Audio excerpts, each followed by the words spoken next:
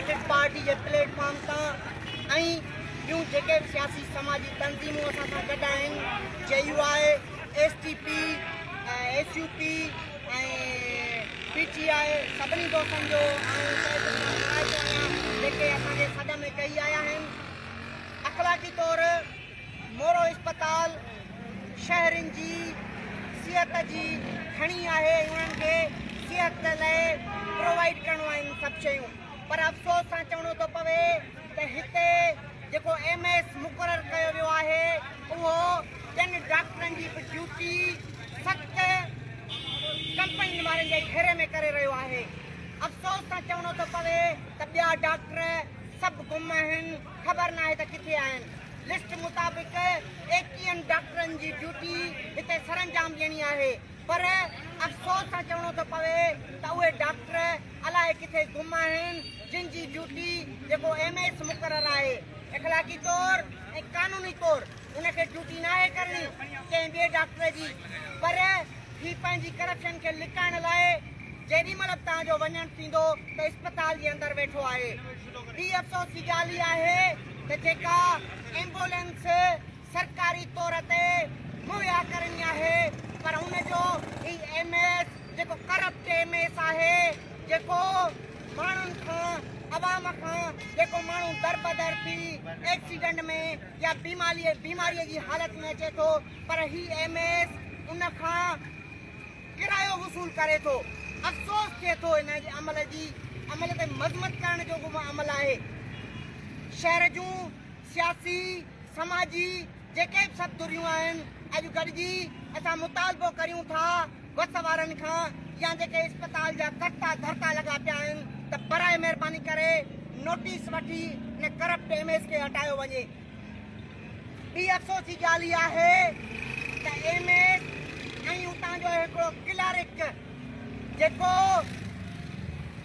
वणनि जी कटाई कराए ऐं माण्हुनि जो जेको असासो आहे, वण असासो हूंदा आहिनि,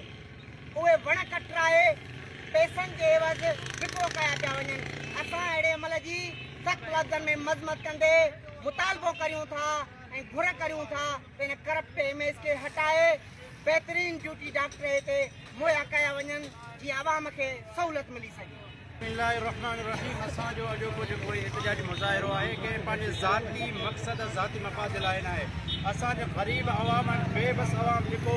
इस्पताल में उनखे दवाऊं नथियूं मिलनि, एतिरे क़दुरु जो करोड़नि जी अरबनि जी बजट हुजण जे बावजूदि 10 रुपयनि जी सिरिंज इस्पताल नथी मिले। उन्हनि ग़रीबनि बेबस असांजे अवाम खे दवाऊं नथियूं मिलनि, लेकिन उनजी बेइज़ती कई थी वञे। उन्हनि सां जहिड़ो सलूक कयो थो वञे, तव्हां ॾिसो जेको बि ग़रीब हिन अस्पताल में वञे थो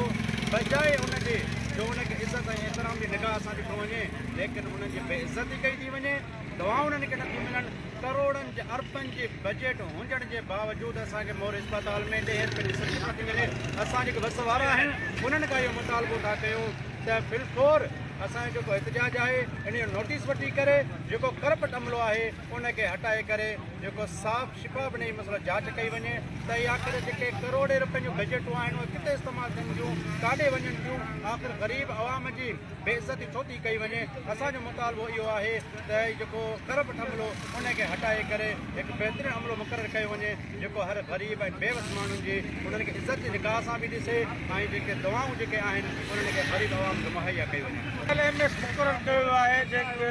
जेको लोकल दवाउनि जी कंपनी जो डीलर हुजे हुनजी जेका आहे सा डॉक्टरनि खां पैसा वठी चए थो तव्हां ड्यूटी न कयो, माहिर डॉक्टर सुठनि डॉक्टरनि खे बि चए थो तव्हां ड्यूटी न कयो। MS हिन जे करे हू पंहिंजा हुकुम लाइ पाण थो ड्यूटी करे उन्हनि खां डेली वेजन ते पैसा थो वठे। असांजे इस्पताल एॾी वॾी आबादी रखंदड़ इस्पताल आहे, उनजे अंदरि कंहिं बि क़िस्म जी सहूलियत न आहे जेका आवाम खे ॾिनी वञे। सिविल सिरिंज ताईं न आहे, तव्हां वेंदो दवा लाइ या पाण खे ॾेखारण लाइ त तव्हांखे हर शइ ॿाहिरि ईंदो न वठे।